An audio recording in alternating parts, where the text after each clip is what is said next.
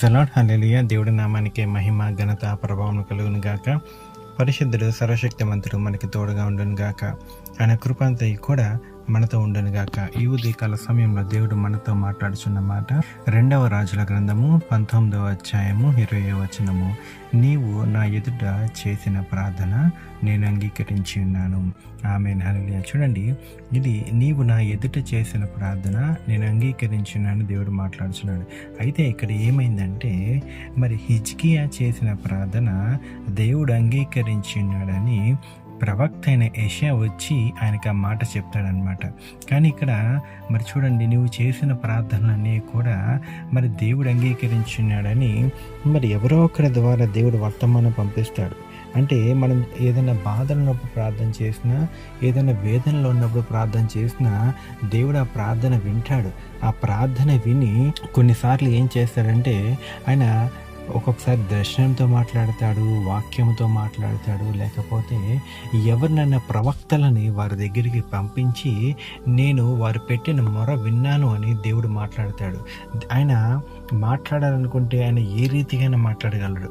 కానీ ఆయన మనకేంటంటే మన ప్రార్థనని అంగీకరించాడా లేదా అనే డౌట్ అనమాట.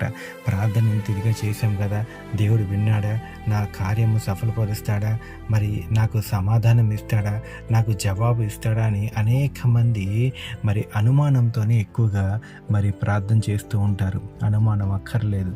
అసలు యేసుక్రీస్తు వారు ఏం చెప్పారండి? నువ్వు ప్రార్థన చేయాలనుకుంటే గనక రహస్యమందున గదిలోనికి వెళ్ళి తలుపులు వేసుకుని మోకరించి రహస్యమందున నీ తండ్రికి పూర్ణ హృదయంతో నువ్వు ప్రార్థన చేస్తే గనక తండ్రి నీ ప్రార్థన విని, ఆకాశమందున్న తండ్రి నీ ప్రార్థన విని ఆలకించి అక్కడ నుంచి నీకు ప్రతిఫలం ఇస్తాడని యేసుక్రీస్తు చెప్పి ఉన్నారు.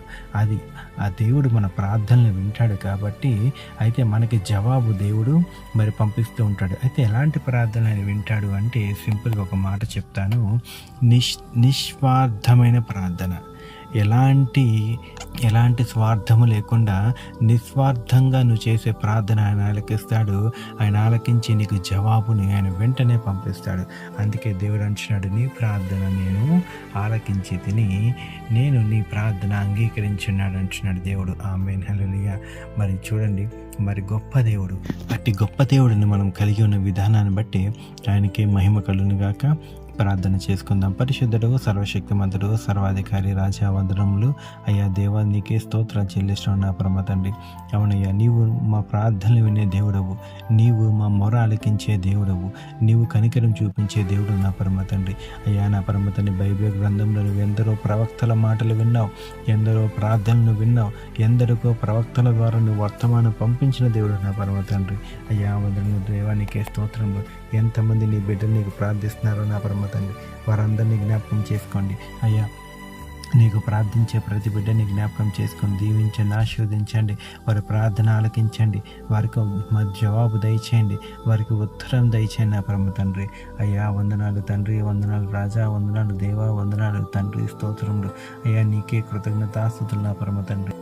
మరి ప్రతి ఒక్కరిని జ్ఞాపకం చేసుకోమని, ప్రతి ఒక్కరిని దీవించమని, ఈ జరుగుతున్న ఉపవాస ప్రార్థనలు కూడా జ్ఞాపకం చేసుకోమని అయ్యా. నీ దాసుని దాసురాలను కూడా జ్ఞాపకం చేసుకోమని అయ్యా. అదే రీతిగా హోలీ స్పిరిట్ అడ్మినిస్ట్రేషన్ కూడా జ్ఞాపకం చేసుకోమని, మీరే దేవుడిని ముందుకు నడిపించమని, నజరేయుడు సర్వశక్తిమంతుడు దేవుడి నామంలోనే, కృపగల తండ్రి నామంలోనే ఈ ప్రార్థన అంతా కూడా అడిగి వేడుకుంటున్నాం నా పరమ తండ్రి.